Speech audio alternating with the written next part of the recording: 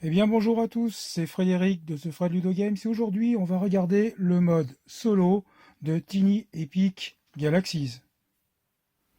Alors pour la mise en place, on va commencer par retourner les cartes Galaxy. En effet, en mode solo, on va utiliser le côté Galaxy Renegade ou Renegade si vous préférez. Et en fait, elles sont classées par ordre de difficulté de la plus simple qui est la bleue à la très difficile, voire épique, qui est la violette. Pour commencer, je vous suggère quand même de démarrer par la bleue, qui est la débutante. Vous trouverez le niveau de difficulté dans l'angle de chaque petit plateau.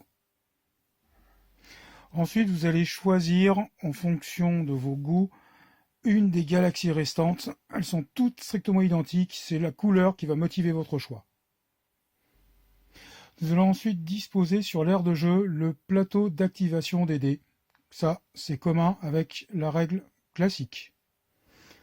Récupérez ensuite le gros paquet de cartes Galaxy. On va le mélanger. Je vais essayer de le faire proprement quand même. Voilà, on le mélange. Et puis, on va considérer que vous êtes malgré tout deux joueurs. Même si vous jouez en solo contre une intelligence artificielle d'une certaine manière. On sera deux joueurs pour les règles. Et donc, à partir de là, on va tirer 4 galaxies. Avant d'aller plus loin, je vais rappeler que sur chaque carte, il y a plusieurs choses. En effet, on commence par la piste de colonisation, n'est-ce pas? Lorsque vous placerez un vaisseau et vous le ferez progresser le long de cette piste, vous récupérez cette carte car vous avez colonisé cette galaxie. Elle vous rapportera le nombre de points de victoire situés généralement, non pas généralement d'ailleurs, situés en bas à droite des cartes. Si vous vous posez sur la planète, cette fois, vous appliquerez l'effet qui est décrit dans le petit encart, mais vous ne récupérez pas la carte et vous ne gagnerez donc pas les points de victoire associés. Et puis enfin, elle vous rapporte également de l'énergie. On va récupérer l'ensemble de petits pions qui est associé à notre couleur, et ça c'est commun à la règle de base, c'est-à-dire quel que soit le nombre de joueurs. On va prendre les deux fusées qu'on va placer au centre de sa galaxie. On va prendre également le pion qui permet de mesurer le niveau d'avancement et de technologie de votre galaxie. Vous allez le mettre sur la case de départ et puis vous allez positionner votre pion énergie sur 2 et votre pion culture sur 1. Ça ne change pas, du moins en tant que joueur humain. Alors attention, concernant les renégats, la mise en place est différente. En effet, ils vont démarrer avec 4 fusées prêtes à partir depuis leur galaxie. On va également placer le pion d'avancement technologique dès le départ, ça ne change pas. En revanche, ils démarrent avec ni énergie ni culture, et pour l'instant, les deux petits pions vont rester à côté du plateau. Dans une partie solo, en revanche, nous n'utiliserons pas les cartes Mission Secrète, nous allons donc les ranger dans la boîte.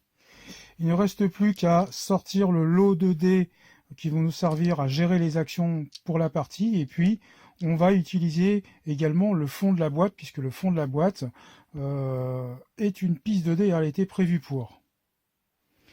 Voyons voir les conditions de victoire avant d'aller plus loin. Eh bien, elles sont strictement identiques, quel que soit le nombre de joueurs, c'est-à-dire pour que vous gagniez la partie, il va falloir que vous ayez 21 points de victoire, d'accord?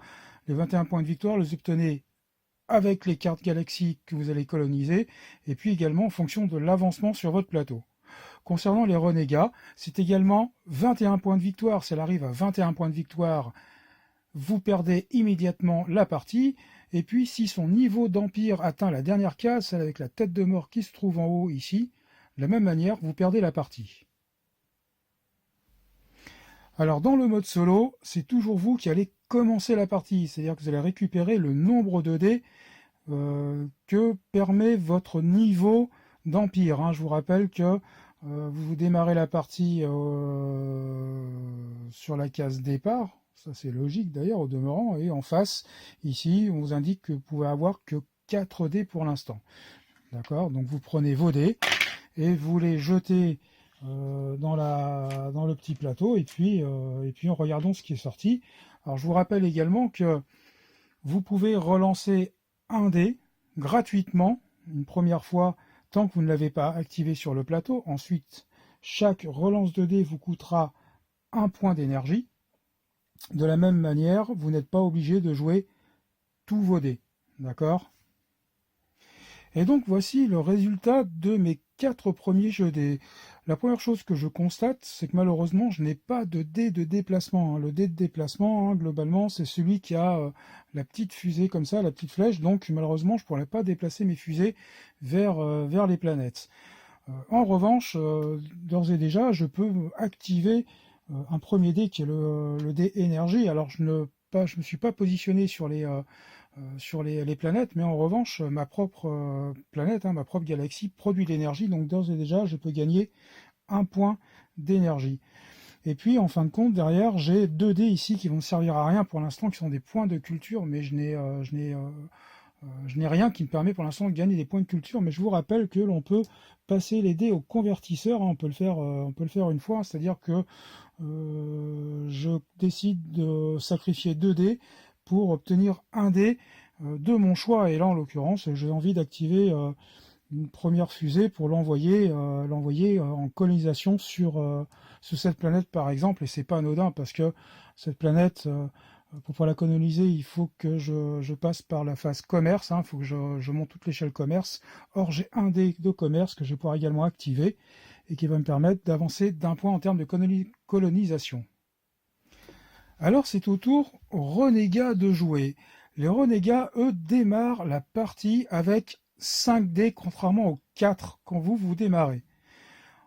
Autre point particulier, ils ne vont pas jeter l'ensemble des dés sur la piste, ils vont jouer les dés les uns après les autres et ils vont résoudre au fur et à mesure les actions. Mais attention, si une action n'est pas réalisable, si par exemple ils avaient joué et obtenu un point culture qu'ils ne peuvent pas utiliser, qu'ils ne peuvent pas activer, ils ont le droit de relancer le dé une nouvelle fois. Si on obtient à nouveau une face dont l'action n'est pas réalisable, le dé sera défaussé, ils ne le joueront pas. Autre point, vous pouvez forcer les renégats à relancer un dé en dépensant 1 point d'énergie et 1 point de culture, et cela tant que vous avez les ressources nécessaires. Alors je vous rappelle également que la notion de suivre une action, qui est bien décrite dans les règles, est toujours utilisable dans le mode solo. Les renégats, lorsqu'ils vont activer un dé, si l'action vous intéresse, moyennant 1 point de culture, vous pouvez parfaitement suivre l'action, c'est-à-dire faire exactement la même de votre côté, et cela tant que vous avez les ressources nécessaires, bien entendu.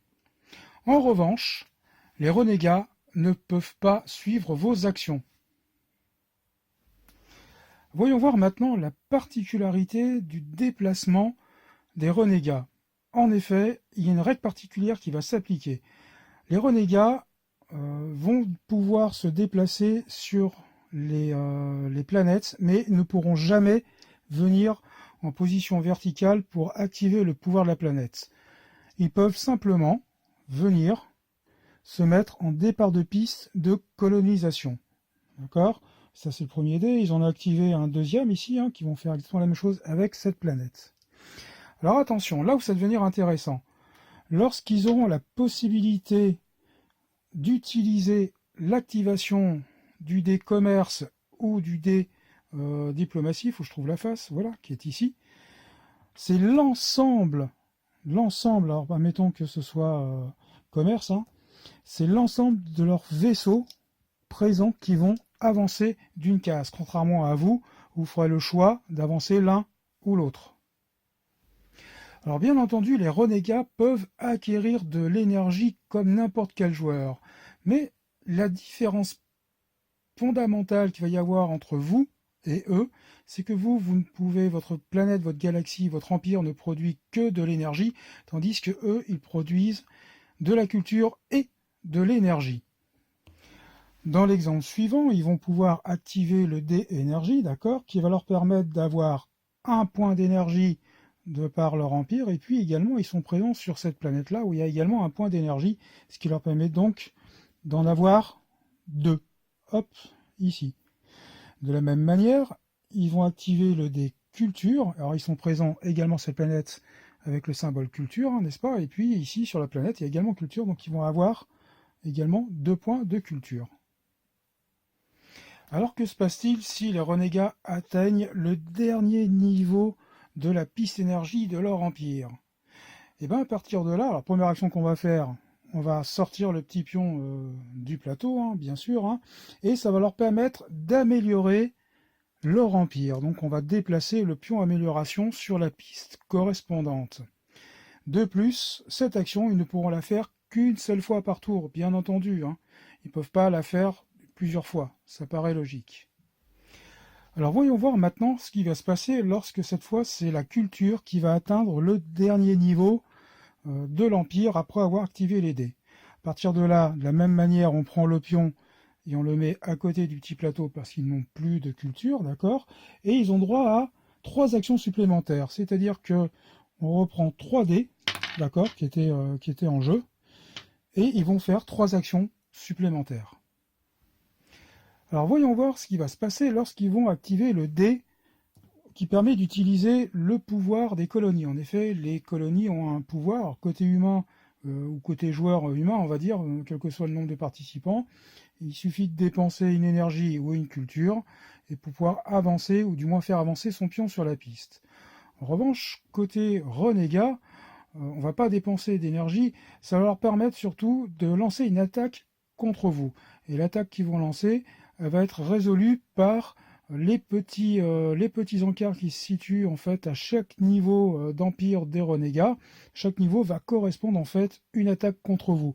Le premier niveau d'attaque, c'est vous perdez un point d'énergie, et puis à la fin, lorsqu'ils seront au plus haut niveau, hein, c'est-à-dire ici, ça va devenir les renégats vous volent 2 ressources de votre choix. Bien entendu, ils peuvent le faire qu'une seule fois par tour. Et bien voilà, c'est la fin de cette petite vidéo de présentation du mode solo de Tiny Epic Galaxy.